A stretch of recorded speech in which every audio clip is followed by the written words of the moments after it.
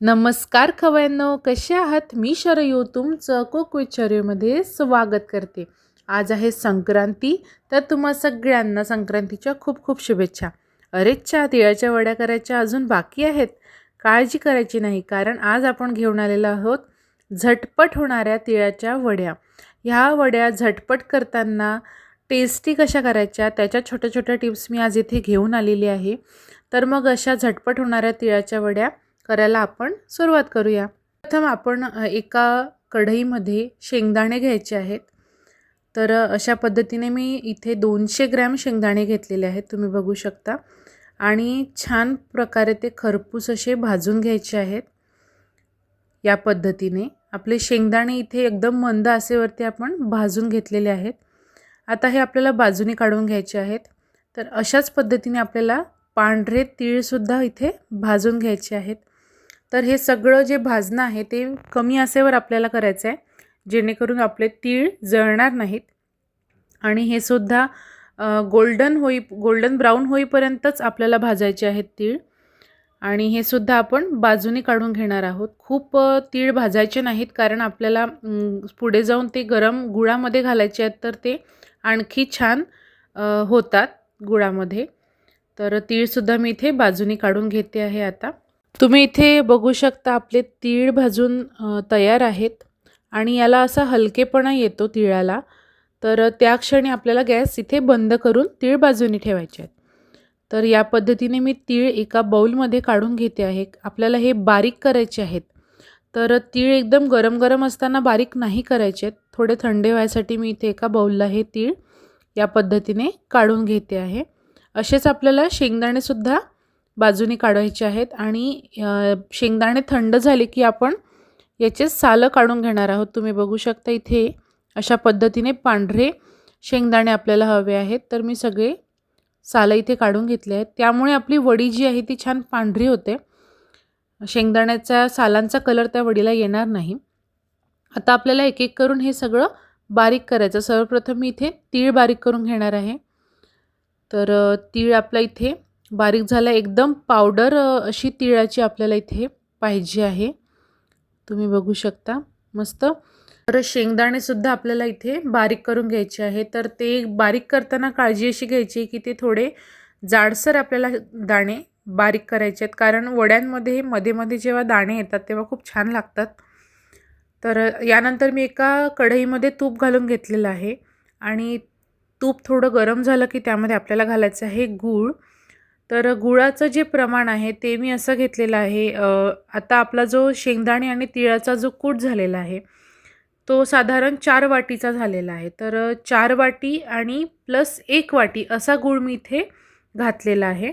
तर मंद आचेवरतीच आपल्याला हा जो गूळ आहे तो या पद्धतीने मेल्ट करून घ्यायचा आहे. थोडा थोडा गूळ आपल्याला इथे घालायचा आहे. क्वांटिटी तेवढीच ठेवलेली आहे. 5 वाटी गूळ मी इथे यूज करणार आहे. तुम्ही बघू शकता या पद्धतीने आपल्याला तो मेल्ट करून घ्यायचा आहे. मस्त गूळ मेल्ट झाल्याबरोबर आपल्याला यामध्ये तिळाचा कूट जो आहे तो मिक्स करून घ्यायचा आहे. तर आपली जी आस आहे गॅसची ती मंदच आहे. आणि मंद आचेवरतीच आपल्याला हे भराभरा मिक्स करायचं आहे. खूप वेळ यामध्ये घालवायचा नाही. आणि लगेचच आपल्याला यामध्ये घालायचं आहे शेंगदाण्याचा कूट. तर शेंगदाण्याचा कूट घातल्यावर हे मिक्स करायचं आहे. आणि मिक्स केल्यावरती आपल्याला यामध्ये लगेचच घालायचं आहे वेलची पूड आणि जायफळची पावडर. तर हे दोनही ऑप्शनल आहे. तुम्हाला जायफळ नसेल घालायचं किंवा वेलची पूड नसेल घालायची, तुम्ही कुठलंही एक यामध्ये घालू शकता. यामुळे खूप छान अशी टेस्ट लागते. बघा इथे मी सगळं मिक्स करून झाल्यावरती यामध्ये विलायची पूड आणि जायफळची पावडर घातलेली आहे. तुम्ही बघू शकता. आता इथे माझा गॅस बंद आहे. मिक्स झाल्यावरती मी गॅस बंद करून पूड घातलेली होती. आणि हे संपूर्ण मिश्रण आपल्याला एका ताटाला तुपाचं ग्रीसिंग करून या पद्धतीने थापून घ्यायचं आहे.